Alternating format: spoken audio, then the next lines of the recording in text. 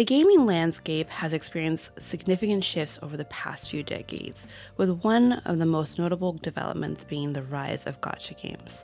Whether you love them or hate them, they have had a huge cultural impact in gaming. These games, characterized by their randomized reward systems, unique character design, addictive gameplay, and compelling storytelling, gacha games have captivated millions of players worldwide.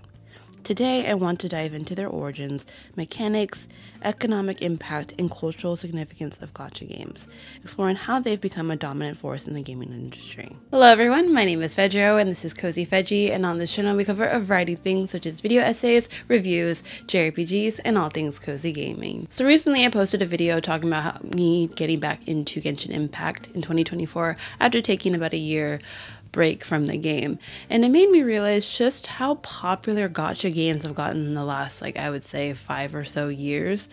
Of course, gacha games have always been around, but I think with the games like Genshin Impact has really pushed the genre into the mainstream. People who never really considered gacha games are into stuff like Genshin Impact and Honkai Star Rail and Wuthering Waves. So today I want to talk about gacha games and all that it encompasses, whether all the good and of course all the ugly that comes along with it. We want to talk about the origins, the cultural impact it has, the economic impact it has on the gaming industry, the player base, and of course the community that comes along with gacha games. So let's get into this deep dive on the rise of gacha games. Gacha games derive their name from gachapon, a Japanese term referring to capsule toy vending machines.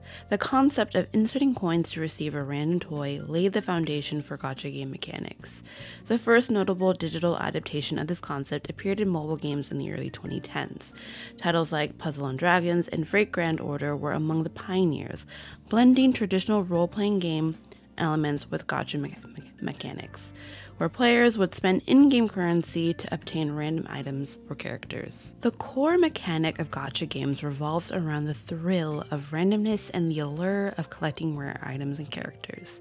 Most cases, characters, weapons, or skins.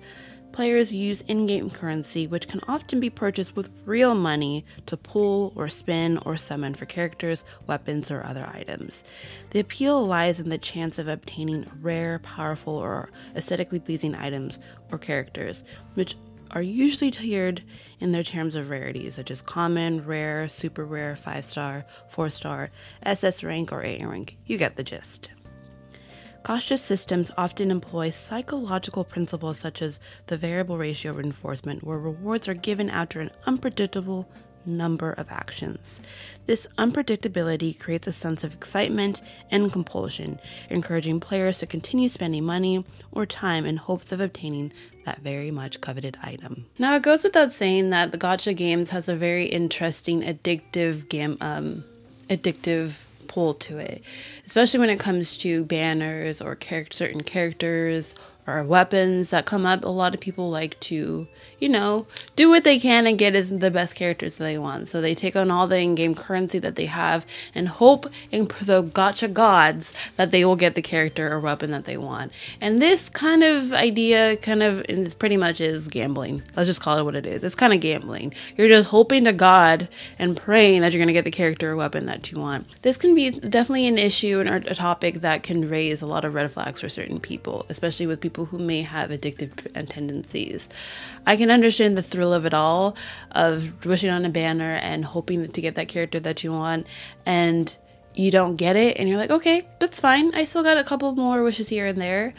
It only gets to a problem, of course, once money gets involved, for sure. Like, for example, there have been so many instances with Genshin Impact, and just a heads up, I probably will be binging Genshin Impact quite a bit, because that's the one game that actually introduced me to the gacha genre, and it's probably my main gacha game, although we're kind of in a troubling waters as of right now because they be acting up a little bit. But either way, I think what's really interesting about Genshin is that there's been a lot of cases of people spending absolutely absurd amounts of money. I think Genshin was the game that really introduced me to the whole culture of whaling and being a dolphin and spending money and free to play and all that jazz.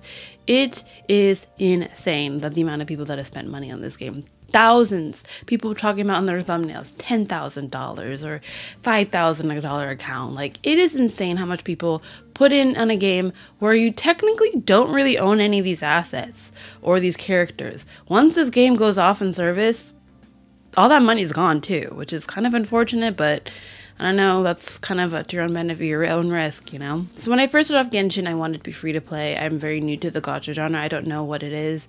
And I didn't want to spend money because I knew myself, and I feel like I don't have any bad tendencies, but I tend to spend my money probably not the best way.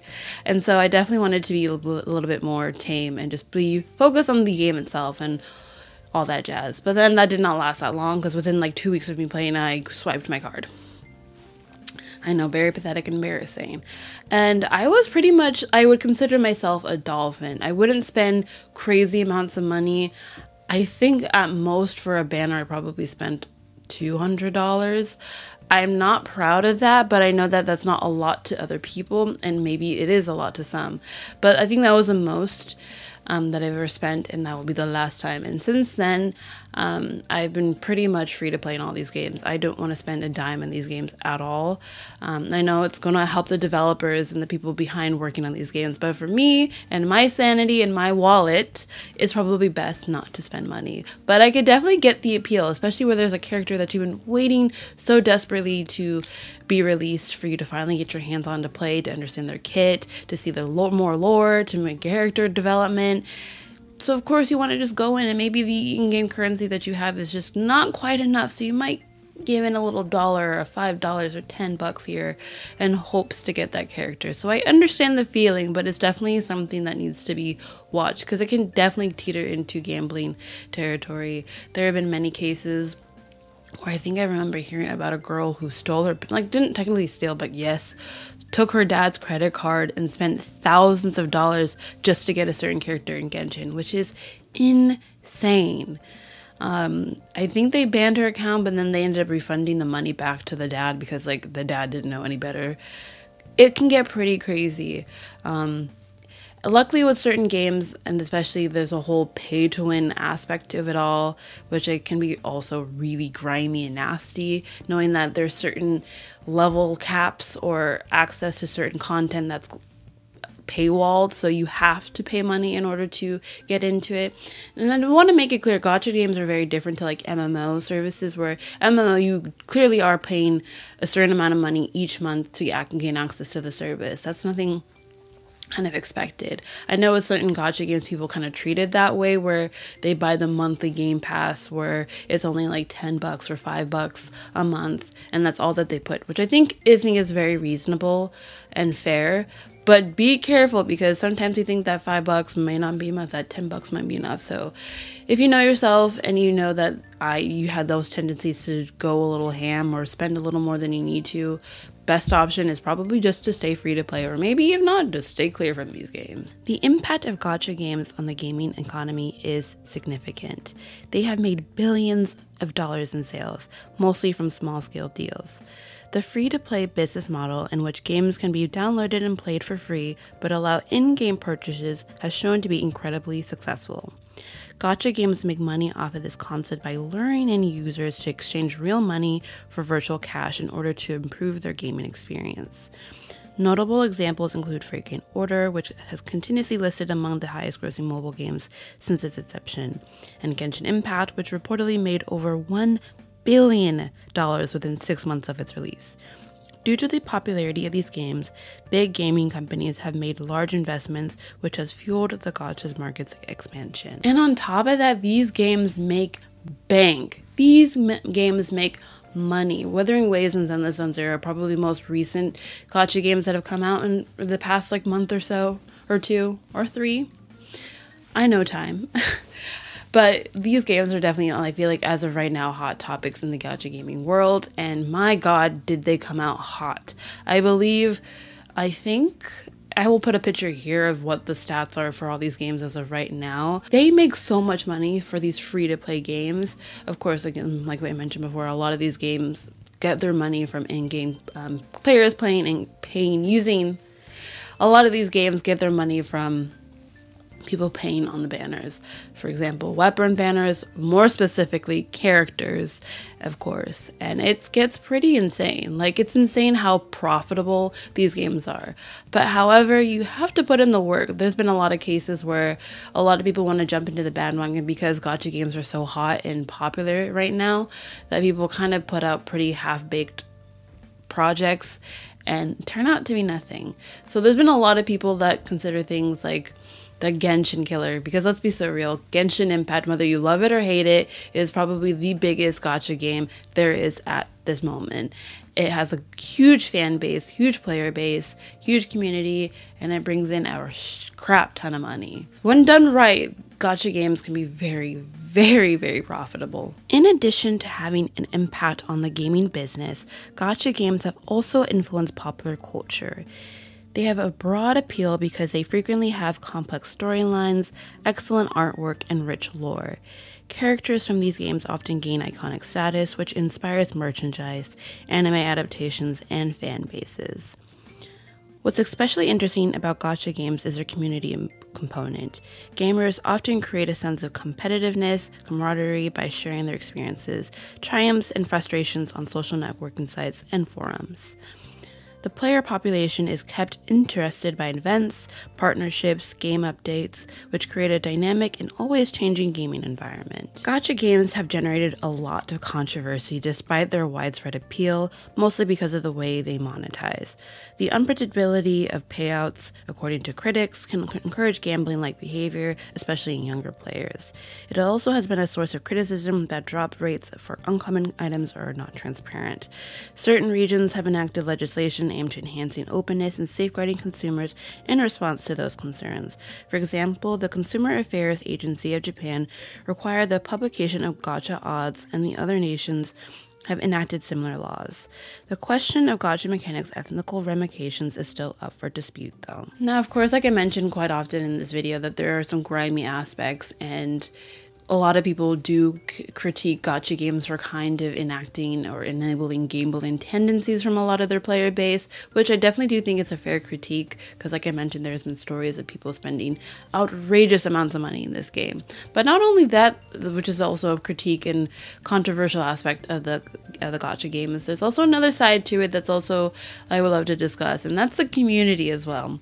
Now, of course, the community can be really great in all sunshine and rainbows, people coming together talking about their favorite characters or talking about the lore or the story narrative. However, there are some very loud minority out there as well that can ruin the fun of it all. Within just the gacha gaming community, if you just look up any type of gacha game, whether it be Genshin, Wuthering Waves, Amazon Zeniro, there's always drama going on.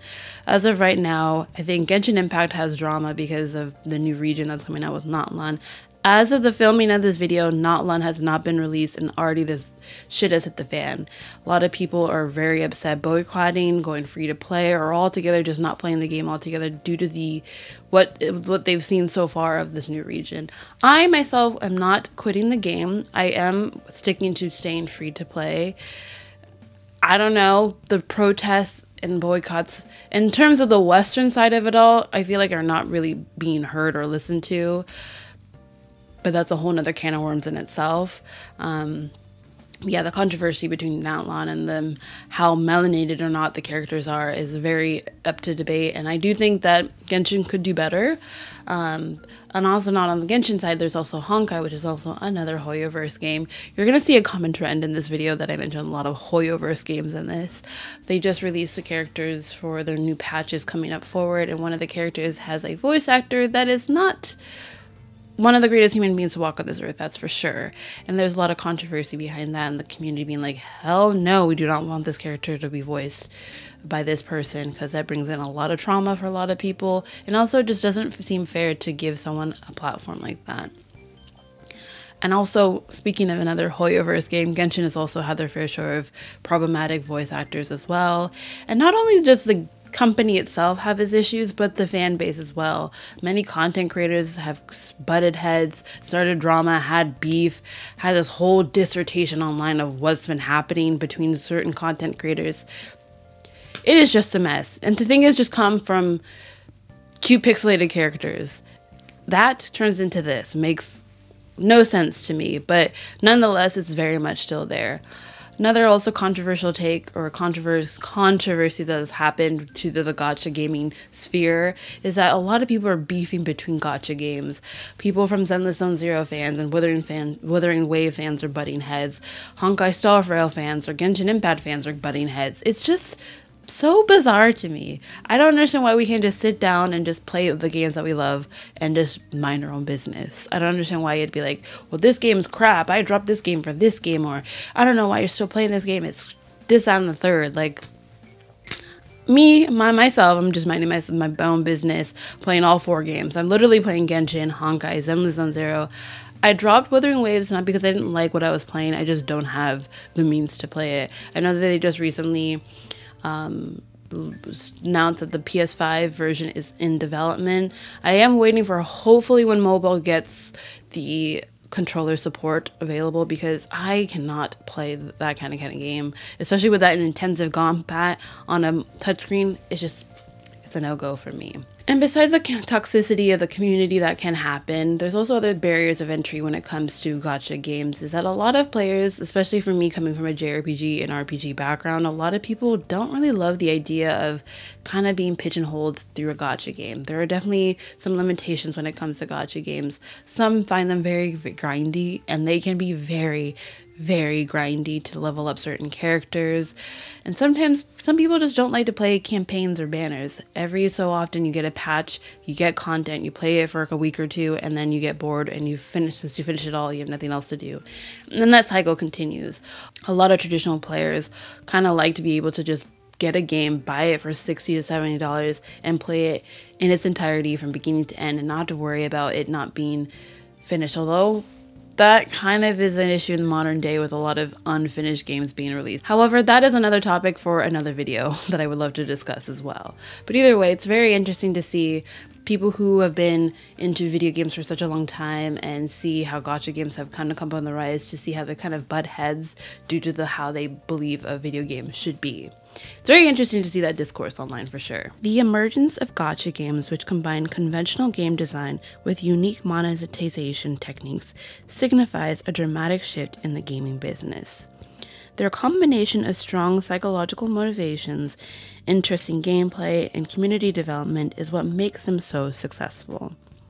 It will be critical to strike a balance between business and moral issues as the sector expands to make sure that gacha games continue to be a source of amusement without encouraging unethical behavior. Gacha games are expected to experience further technological and narrative integration in the future, securing their position in the digital entertainment market. Overall, I do think that gacha games are kind of here to stay. Many companies are pulling out new games left and right and center. Just recently, there was a new game called Neverness to Everness, or Everness to Neverness. What a weird name. I definitely hope that that's not the final name. But if so, what's really interesting about that game, it's like GTA meets anime together. Crazy concept, but it's really interesting to see games that are coming up in the recent years. And since knowing that, again, let's be so real, Hoyoverse definitely set the precedent, and a lot of companies are trying to catch up or even maybe surpass them. It's really interesting to see how gacha games are definitely on the come up, and I would love to see how companies and developers create new gacha games and how they add new twists on it. For me, I love playing them through rotation. They're definitely a fun game to pick up whenever you just want to grind out for a bit, for 30 minutes to an hour, or maybe want to catch up on a patch or lore, whatever it may be. I definitely do think, as someone who may be apprehensive, why not give it a try? It's free, and if you don't like it, you can just delete it and go about your day. I hope you guys enjoyed this video of my discussion of the rise of gacha games. If you enjoyed this video, do not forget to comment down below what is your piece or opinion of gacha games. And again, if you enjoyed this video, do not forget to hit that like and subscribe button, and I can't wait to see you guys on the next one. Bye!